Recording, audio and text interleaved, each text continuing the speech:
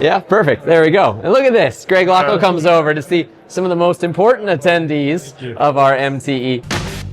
Hey everyone, welcome to another special episode of What's Up Mainframe, filmed here at the Prague MTE 2026. A lot of people from a lot of customers have come to be here. As you found out in another episode, we had Lendert, who actually teaches a mainframe course at HOGENT in Belgium. And we actually managed to catch up with some of his students who have a wealth of experience already in the space, but of course have come here to learn even more. So welcome you all. It's so nice to have all these young faces as part of our conference. How have you enjoyed the Mainframe Technical Exchange here in Prague? Kirsten, what about you? It's been amazing so far. Okay. I've learned a lot, I've met a lot of new people.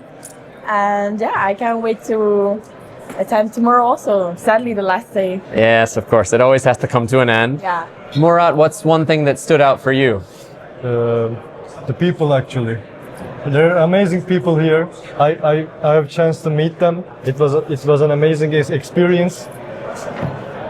I'm so proud of the community here, which are providing us with information and the developments in the mainframe sector.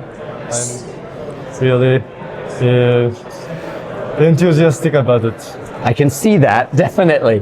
What are some other things that have stood out? Well, I've met a lot of the Broadcom people at GS UK. Okay. Unlike GS UK, I was able to really connect with the presentations, like speak to the actual people more in depth.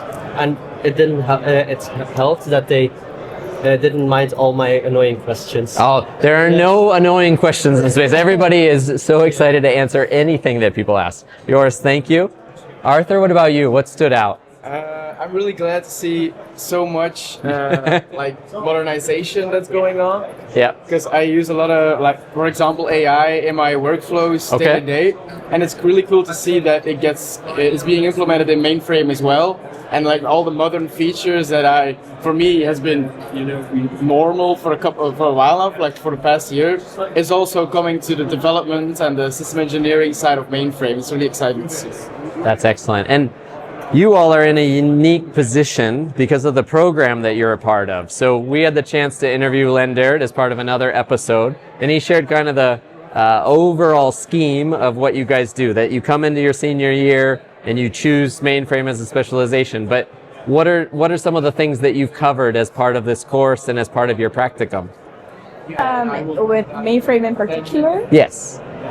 So first we get like a boot camp. Okay. And for 6 weeks, I think, leaders try to learn us as much as possible about all different kinds of programming languages, teaching us how the mainframe works, what is in it, how the whole architecture is built up. And then after that, we go do a small internship at a company, and then it's called work-based learning.